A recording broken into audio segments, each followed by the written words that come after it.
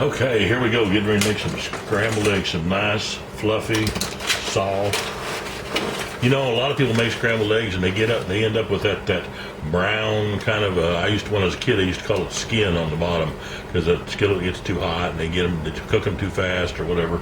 But anyway, I'm gonna show you a couple of tricks that I've learned to help make your eggs better. Okay, unless you like that skin stuff, then probably just hit like and go on to the next video. But anyhow, I'm going to show you how I make them. My wife says these are the best ones that she has had. We're both going to put a few eggs in here to start with. Uh-oh, that one's stuck in the carton. I'll have to soak him out later.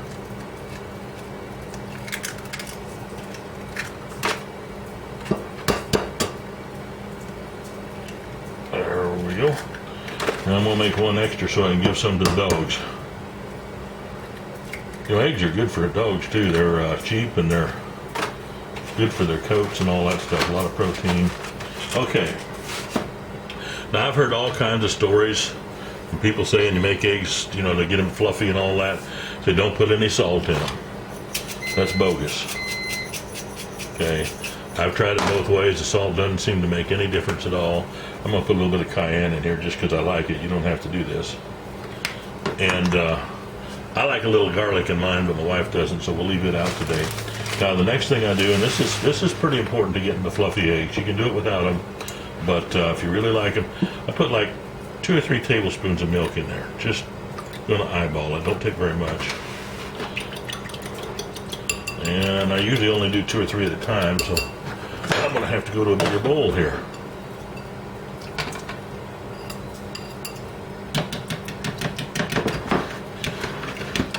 So this part is what separates the good eggs from the bad eggs for a large part. A lot of people just kind of rack them and then call it good. You know, that's okay if you're just going to make a little patty of wrecked eggs to put on a sandwich. That's fine.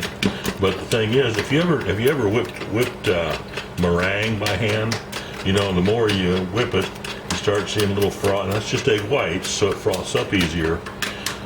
But the more you beat it, you start seeing that little froth get in there, a little bit of bubbles here and there, and that's because you're getting the air mixed in with it. Well, that's what we're after here. The more we can get the air, see if you look, there's still white in there that's not beat up yet too. That'll make your eggs heavy. You want light eggs, you want to get rid of that. So here's a place where you want to do your wrist exercises ahead of time.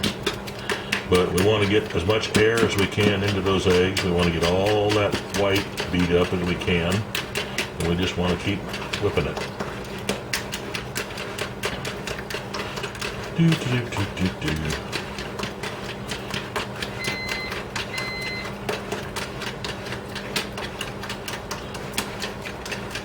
This is when it's a good time to have some music playing. You can kind of dance while you do it, but I'm not going to subject you to that torture.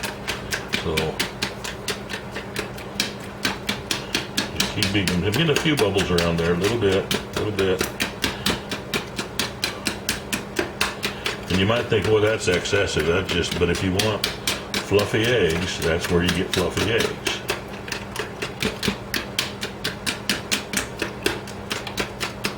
And a little bit of milk helps with that. The milk that I put in there will actually help to get it aerated a little quicker and a little easier. Kind of thins down the egg a little bit so the air can mix with it better. Oh, the bacon's done. Okay, that's not too bad.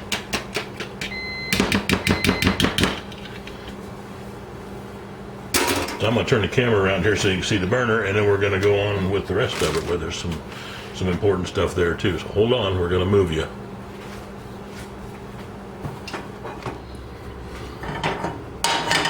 Okay. Now, I like to cook my eggs in butter. Olive oil works real well. You can use lard or just about anything, but I like the flavor of butter, and since we're cooking on a low heat, we can get by with butter that's not going to burn. So, should have had this already melted for you. Sorry about that. You're gonna have to wait a minute.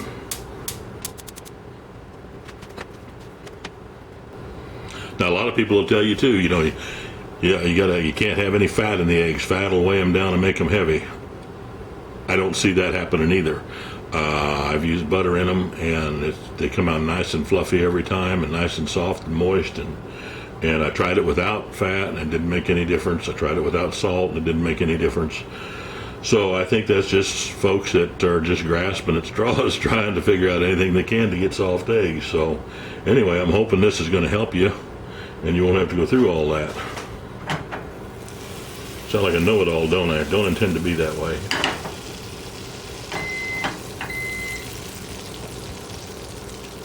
I'm going to turn that down. I want a real low fire for these.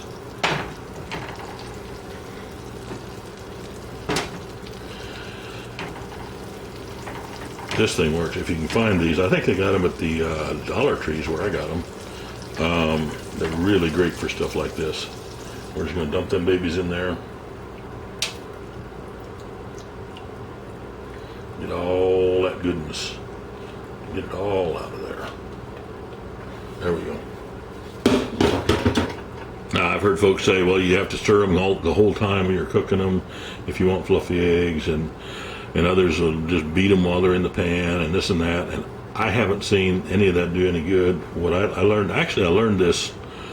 It's a variation on something I saw Martha Stewart do on TV, where she was making omelets, and this is just kind of a variation on that.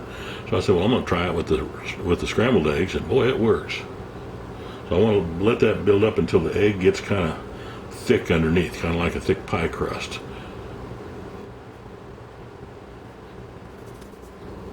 Oh my.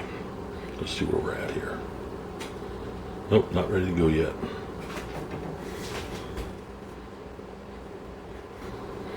Hope y'all are having decent weather where you're at. It's been kind of up and down here in Missouri. It's been cold, and then it's been nice, and then it's been snow and rain and ice, and it's just we're looking into a cold spell again right now. So it's a good day to be inside cooking and enjoying some rib sticking food. So anyway, it's starting to solidify a little bit. Not quite enough yet to see what happens when you let that get that skin on there on the bottom, that little pad underneath there, kind of like a little tortilla.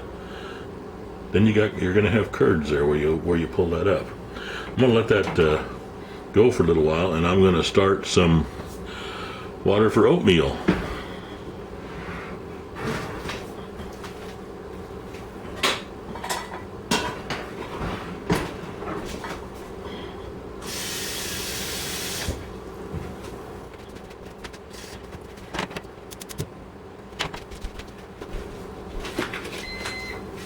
I like my steel cut oats. They got more texture and more flavor.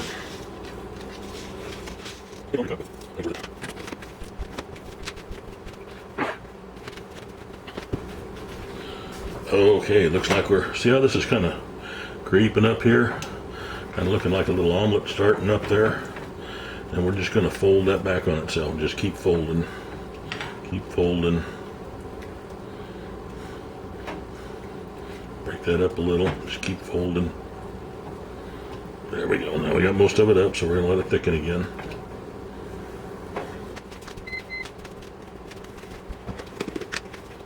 I'm going to put some ground flaxseed in with my oatmeal. That's supposed to be really good for your heart, your blood pressure, your digestive system. It doesn't add any taste at all, and it doesn't even change the texture. So I'm pretty adamant about using that. Just keep that stirred.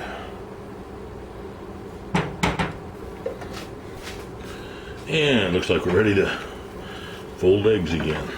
See how they come out nice and yellow? We don't have all that brown stuff on the bottom. The more we fold them back now, we have those nice big chunks, curds I call them.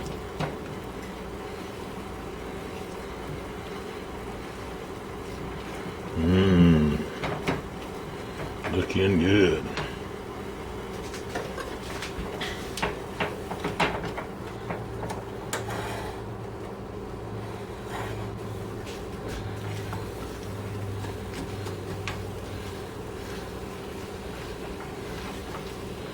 Just fold them right over.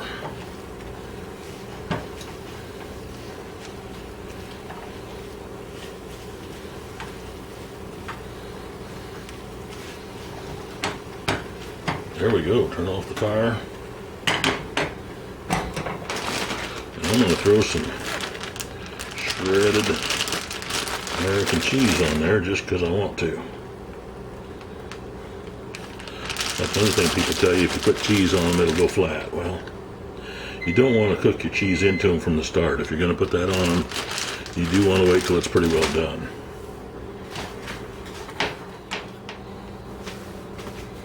Okay, here we go. We're going to plate them up.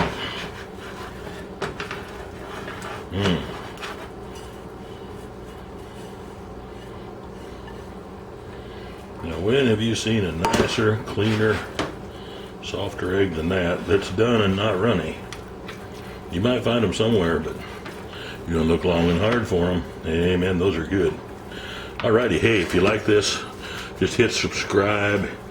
Hit like and share this with your friends, but most of all, take this recipe and do it, work it out, and enjoy it. Really simple. Anybody can do it. Thanks. God bless you. We'll see you later.